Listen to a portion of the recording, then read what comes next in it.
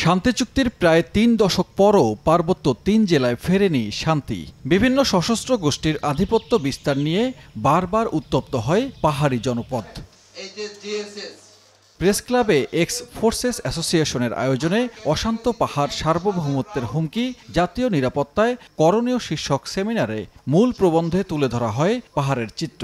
এতে বলা হয়, এক বছরে ইউপিডিএফ এবং জেএসএস এর মধ্যে ৯৬টি সংঘর্ষে নিহত হয়েছেন ৩৭ জন। বছরে তারা চাঁদাবাজি করে হাজার কোটি টাকা। আলোচকরা বলেন, সশস্ত্র গোষ্ঠীকে বিভিন্নভাবে ইন্ধন দিচ্ছে বিদেশি শক্তি। সার্বভৌমত্ব সুরক্ষিত রেখে পাহাড়ে শান্তি বজায় রাখতে সবাইকে ঐক্যবদ্ধ থাকার আহ্বান জানান তারা। আসল পরিচয় আপনি বাংলাদেশি।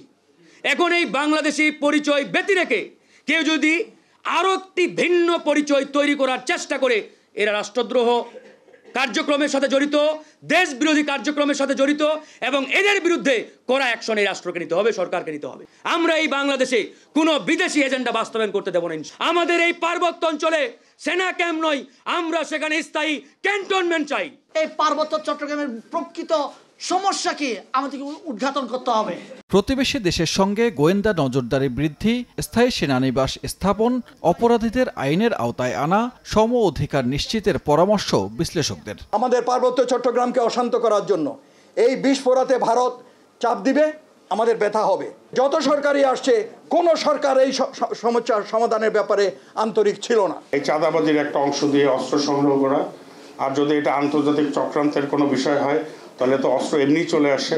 এই সমস্ত সন্ত্রাসী গডফাদার হেডমাস্টারদেরকে ডাকুন, ১৩-১৪টি জাতি গোষ্ঠীর আমাদেরকে ডাকুন, কাউকে বাদ দেওয়া যাবে না জনসংখ্যা অনুপাতে। পাহাড়ের অস্থিরতা হয়ে উঠেছে জাতীয় নিরাপত্তার একটি চরম দুর্বলতা। শান্তি চুক্তিটা একটু রিভিউ করা দরকার, এই শান্তি চুক্তিটা একটু রিভাইজ করা দরকার। পাহাড়ে শান্তি প্রতিষ্ঠায় দলমত নির্বিশেষে সবাইকে ভূমিকা রাখার আহ্বান জানান সেমিনারের বক্তারা। এখনই যদি নিয়ন্ত্রণ না করা যায় তাহলে ভবিষ্যতে বড় বিপদ আসতে যাচ্ছে। সানবীর রূপল, সময় সংবাদ, ঢাকা। বাংলাদেশের নতুন একটা পলিটিক্যাল পার্টি